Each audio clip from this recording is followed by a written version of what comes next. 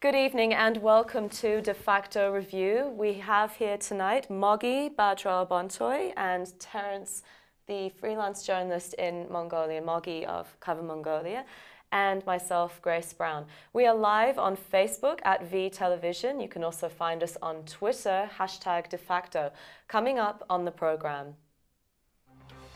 Former Prime Minister Nurav Altunhuyag makes a bid for the presidency despite political headwinds. Mongolia's central bank intervenes after the country's currency slides 10%.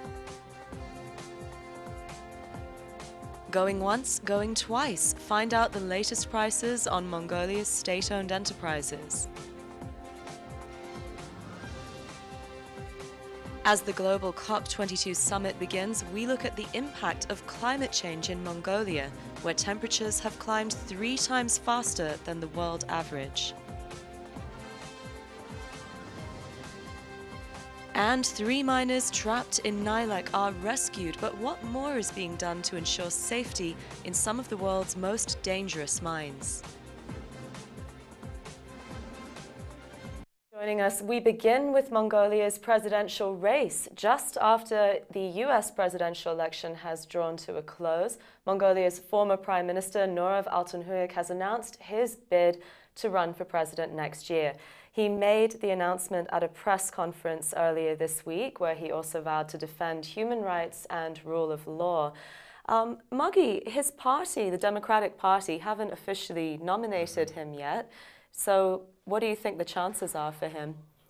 Well, Democratic Party has a lot to figure out before even they think about who they're going to choose to run for president. So just next week, they're going to have their national consultative meeting to decide on their new party rules.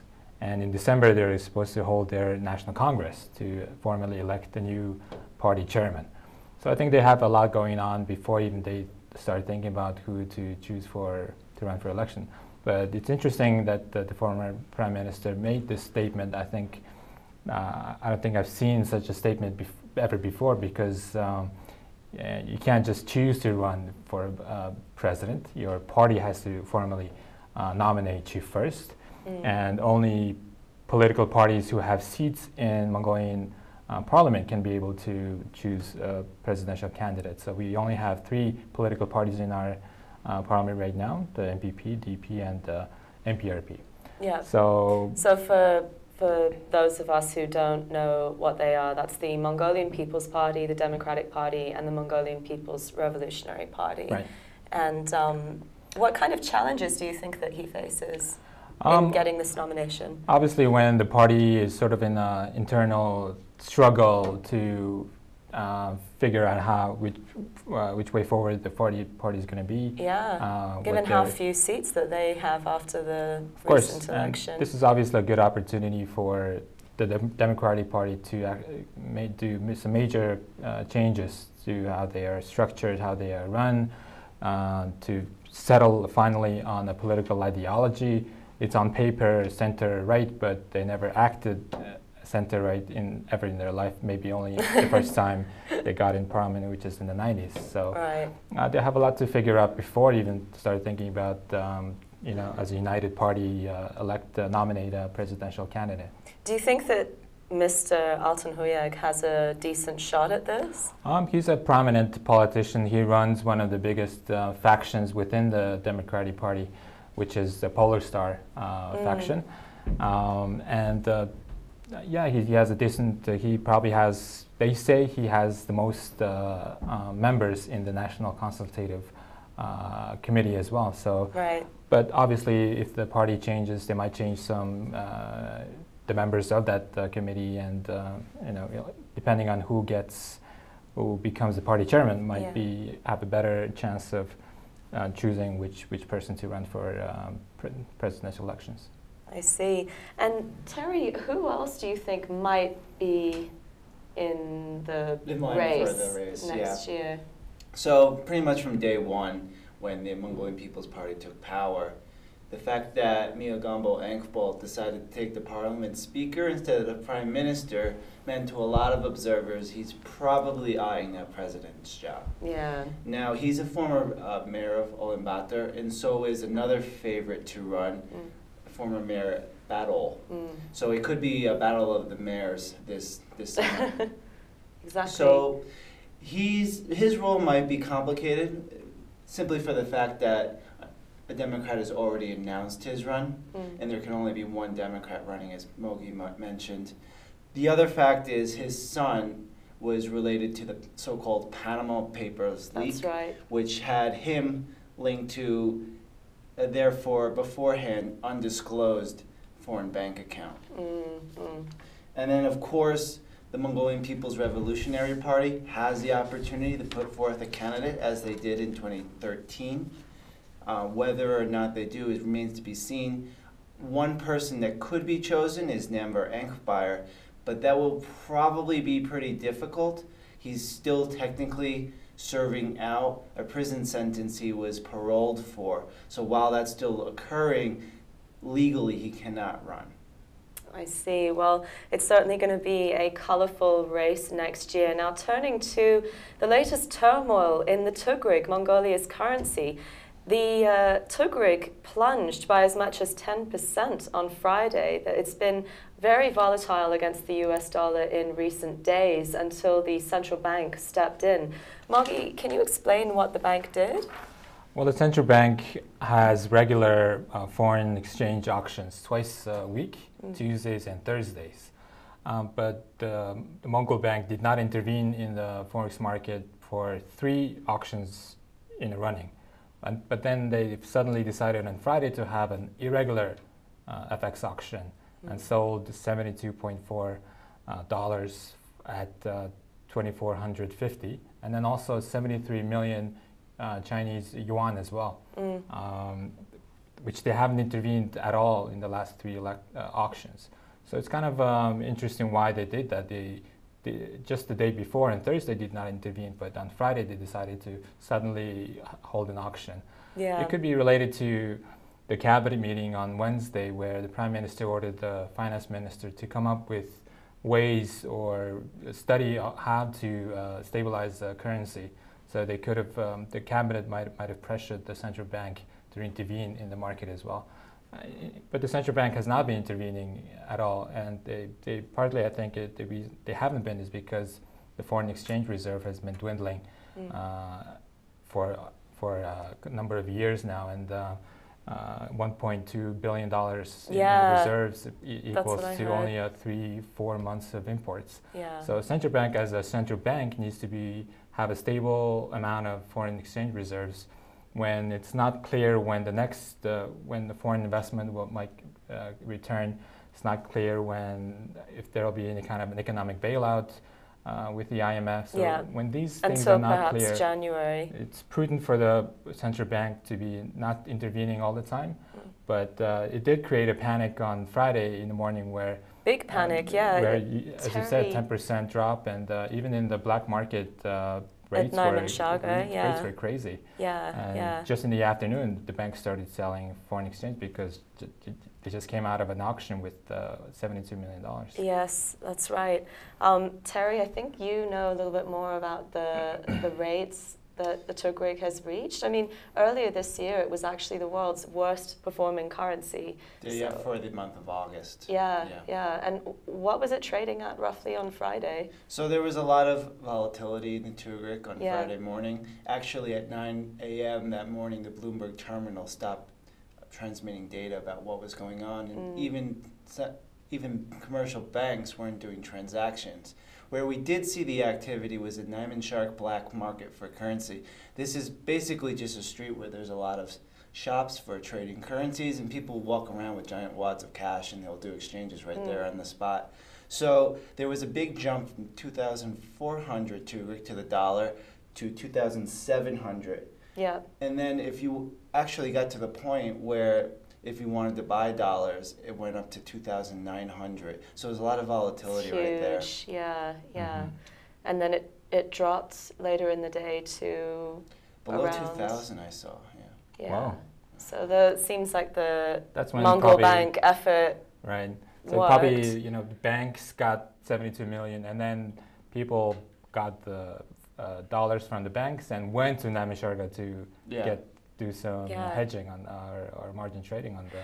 And a lot of commercial banks, you can't buy or sell US dollars, but at TDB on Friday it was possible. The currency control was still in place at Han Bank, but there's reports that TDB were doing it, so it's interesting. Also, the Mongol Bank did put out a statement. It was very vague, but they said that they were implementing some controls and that they were working very hard to make some kind of deal with partners, whether it be the IMF or nations such as China or Japan. And they've got that meeting on the 29th of November with the Chinese, so we'll see if the currency stabilizes. So we will probably see a downward spiral until some kind of crisis relief is offered to Mongolia. Well, hopefully that isn't too far away. Moving on, earlier this week, Parliament approved the budget for 2017, and Prime Minister Jay Erdenbat said that state-owned enterprises, including the State Bank and the Stock Exchange and Orgel Springs Resort, are being privatized. Now, State Bank is going for 75 billion tugrigs, the Stock Exchange for 20 billion tugrigs, and the Orgel Springs Resort for 7 billion. Also, the Mongolian Telecommunications Company at 7.6 billion tugrigs. So, how are they doing this? Is it going to be completely privatized or just partly privatized? Will the government still have a stake in all of these? State Bank, Stock Exchange, the Telecom Mongolia, they will be partially privatized, but the Orgel Springs Resort will be 100% privatized. But one thing we should remember is that every budget that I've seen in the past few years had privatization lists. All these companies were listed in last year's budget, the year before that, the year before that. Yeah. So it's hard to believe that the state will actually go for privatization, and also to remember, it's not like they're trying to sell the entire State Bank for 75 billion. They just want to receive 75 billion from a partial privatization. So it does not give you the full value of the State Bank in the eyes of the government. Also, it's the budget. It's not like their investment base. It's not an investor presentation. And budget needs to be conservative. And the problem with our government and parliament was that we always overestimate our budget income and underestimate our budget expenses. Mostly because they're overestimating how much those commodities are. Of course. And we have a fiscal stability law where we need to have some level of budget deficit. We've been amending that law for the past every year, but still we do have a budget deficit ceiling where it has to be at a certain point. So putting these privatization incomes is cushioning that, or making the budget deficit narrower so that they are in compliance with the law. But it does not mean that State Bank will go for exactly 75 or Stock Exchange will go for exactly 20. Obviously, there will be some kind of a bidding process, and whoever gives the most investment will theoretically win. But then again, these companies were in the privatization list for the past 5-6 years at least that I've seen. So it's hard to believe that they will actually go for it this time as well. And there's no specific time frame on this? No, it's in the next year's budget, meaning that it's supposed to, these money is supposed to go into the budget next year. Theoretically, but again, it depends on the market. Will the foreign investors or investors will be even interested in taking up these state-owned enterprises? These assets, it's interesting. Earlier this year, we had the privatization of Mongol Post, which was initially 100% owned by the government, but is now 34% in private hands. Yes. Yeah. Do you think that Mongol Post will be further privatized? Yes, potentially? according to the budget, they will be privatized even further. I think up to 49%. That was a complaint from the side of the 34%. That they wanted more. That they wanted more in the control of private hands because 34% does not give you the right to monitor the company's activities or appoint any kind of people in the Directors. management. So Yeah. in fact, they only 34% did not give them any kind of shareholder rights at all. So they were complaining that less was privatized. So this will be good news for the already 34% owners or whoever potentially bids more for the rest of them. Well, it's certainly interesting. Now, turning to an issue that affects Mongolia especially, the global COP22 climate summit is getting underway in Marrakesh, Morocco. And Mongolia is actually one of the most vulnerable countries to climate change on Earth. Temperatures here have been rising by 3 times faster than the world average. That's according to the United Nations. So why is it? Why is this that Mongolia is so vulnerable? I really don't know actually why Mongolian temperatures are rising faster. Maybe because our climate is very dry, it's very elevated. On average, Mongolia is the highest elevated country in the world, more than even the Everest countries like Nepal. So yeah. That could be an issue. Also, that overgrazing has fastened Mongolia's desertification. Yes. I think we are the most desertifying country in the world, and in danger of becoming completely a desert in the future. But this is a big problem for Mongolia because agriculture is the second biggest industry after mining, and and employs the most people in the country. So this will affect not only just the nature environment, but actually the economy as well. And Mongolia livestock numbers has been increasing steadily, hitting record every year. 50 to 70 million livestock apparently. Depends on if year. If it's counted in spring or autumn, because obviously some die off. Yeah. Some livestock are slaughtered, or some in the spring a lot of livestock get born. So 50 to 70 million, that's a lot, and this needs to be reduced smartly, and we need to have, I think, best option to do is have livestock taxes. Herders are the only group laborers who don't pay any kind of taxes at all. In fact, they get subsidies for it. Yes, and they get rewarded, don't they, for having more animals? Yeah, they're considered good herders if they have a bigger herd.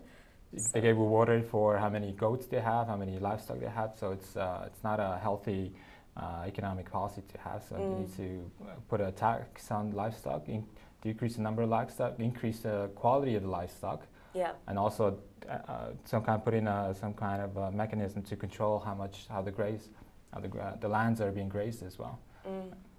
So I mean, another factor is the increase in extreme weather affecting Mongolia. That's why a lot of these herders are increasing their herds, because it's an insurance policy in case they die.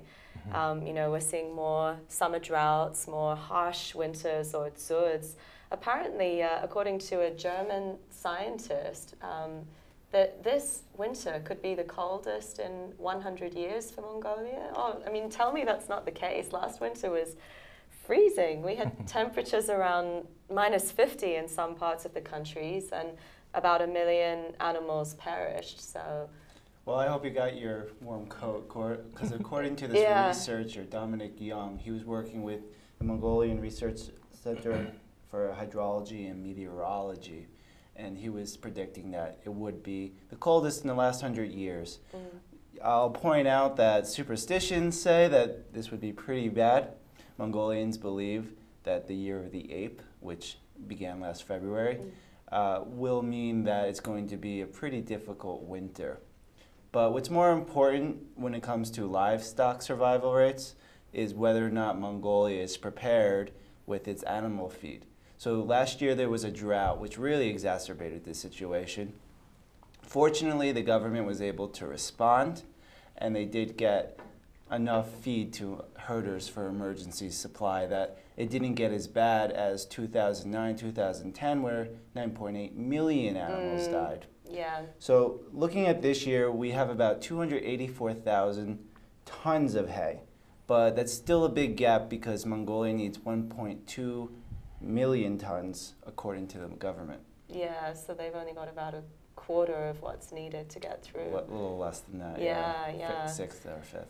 And I mean, when you consider all the environmental challenges that herders are increasingly facing. For example, desertification and degrading land.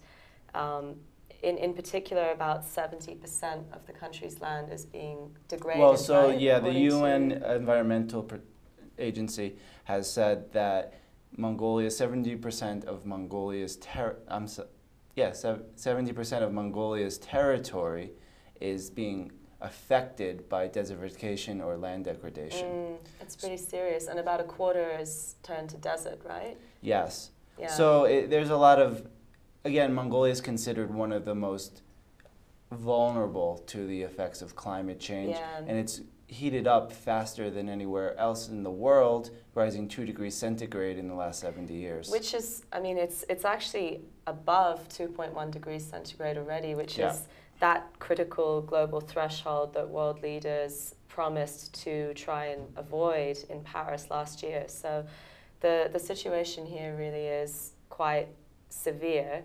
In addition to desertification, degradation, we also have melting glaciers.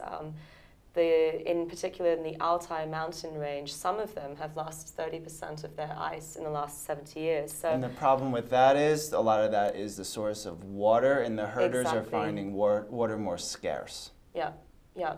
So, you know, as a result of this, a lot of herders are leaving behind nomadic life and moving to the cities. Yep. And that's creating its own environmental challenges, right? You know, with when you look at the problem districts. with the air, it has a lot to do with people moving into the Ger districts because that's where it's most affordable. Yeah. And they can't afford to use the highest quality coal or even coal at all to keep their houses warm. They have no access to central heating and no water or electricity, so it's difficult at the moment, and they have to use coal. Right. The state energy regulator just last week slashed half the electricity prices during the night for Ger districts. But just slashing the prices of the electricity will not help with the air pollution if people don't buy electric heaters. Yeah. And my wish is that, you know, our electric suppliers, these chain stores, have like a sale campaign to slash their prices on electric heaters, and that way we could see more Ger district people buy electric heaters instead of burning coal. And obviously, 60% of the population lives in Ger districts, and it's hard to ban coal altogether because, you know, they won't get reelected. Yeah, and it's the main source of fuel. Right.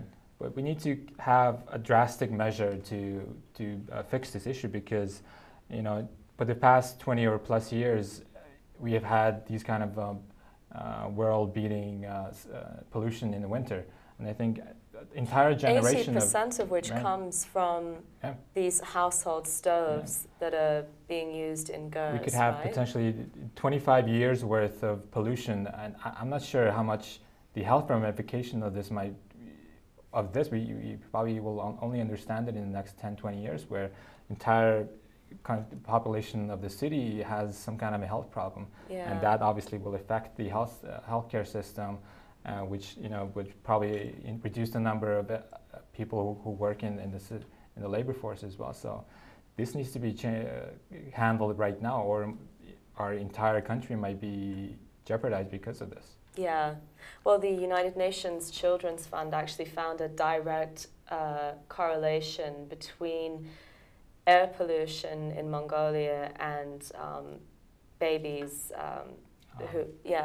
infant mortality. Infant mortality, yeah. Right. So it is a pretty important issue. One of the things that could help to resolve it is increasing the price of coal, as well as shifting to clean coal and renewables longer term, like solar and wind. Earlier this week, Prime Minister Erdogan told coal companies, including Tavan Tolgoi, to come together and basically agree on a higher coal price for export. Otherwise, he said that the government will step in and do so. Well, it was interesting. Well, there are 3 companies working on the Tavan Tolgoi coal basin. Two of them are state-owned. One is directly owned by the state, and one is directly owned by the province, South Gobi province. The other one is a private company listed in Hong Kong. So it's weird to see Prime Minister order these companies to come up with one-window policy where there's a private company in the mix. But in general, I think it was a good gesture. I think it was long awaited. Actually, one of the private company, MMC, has been advocating for this for a very company. Yes. Yeah. Just to expand on that, so it was actually more of a request than an order, but he gave an ultimatum. He said, you guys have to sort this out for yourselves or I'll do it for you. Yeah, yeah. And to go back to my point, the MMC has been wanting this one-window policy for a very long time. They've been asking the state-owned companies to use their washing plant to wash their coal and sell it at a higher price. So this could, I'm not sure if it'll work because there's still some political infighting surrounding the state-owned coal companies. Well, speaking of coal, earlier this week, 3 miners were rescued in Nylak, just outside of Ulaanbaatar. But you know, this is hundreds of miners continue to dig for coal in this area, and it's a really risky business. I was out there earlier, actually this time 1 year ago, and I saw how they work. It's pretty shocking. A lot of them have no safety equipment, right? Yeah, it's pretty bare bones. I visited a couple mining sites throughout Mongolia. The Nalek one is dangerous because it's such a large complex. Some people might have seen a report that called it one of the most dangerous mines in the world. Yes. I don't know if that's exactly true. They're all pretty difficult to work, and they're not great as far as safety goes. But well, apparently they have more deaths per capita than in China. I think that's per because ton of coal. Yeah, and I think that just speaks to the size of that mining complex over there. There has been some push to formalize and professionalize the ninja miners in Mongolia, but in practice, I would say they're still lagging behind of where they say they are. They're called ninja miners because they lack often proper tools. Some of them even without helmets, right? So it actually refers to the Teenage Mutant Ninja Turtles, which was a popular, it broadcast in Mongolia in the 90s, and people did recognize them. And when they have these panhandlers and they throw them on their back, they look like turtle shells. Yeah, it's, well, I mean, hopefully more will be done to improve safety there because in June, 5 people were rescued, but so many more working there, hundreds. To add to the Nalak thing, Nalak coal quality is much better than Baganor mine coal. That's interesting. So that's it why sells for higher. And it supplies 60% of UB's coal in winter, right? That means all these ninja miners are supplying 60% of UB Gear District's coal needs. And you know, Nalak was a big coal mine, state-owned coal mine before. I was actually born in Nalak. My grandfather used to work at the state-owned coal mine. And the fact that they're supplying 60% of the city means that there's still a sizable amount of coal resources out there. And while they're supplying 60%, there's a ready market. Why can't the state or a private company enter and take a license on it and do geological exploration and have all those ninja miners have a work for the company and have a stable income instead of jeopardizing their lives? Yeah, well, that would be a really good idea. Hopefully that's something that they'll think about. And that brings this edition of Defacto Review to an end. Thank you very much for joining us, and we hope you can tune in again next week. Until then, please follow us on Facebook. V Television is the page, and we're also on Twitter, #Defacto. Thank you again. Good night. Good night, Ulaanbaatar.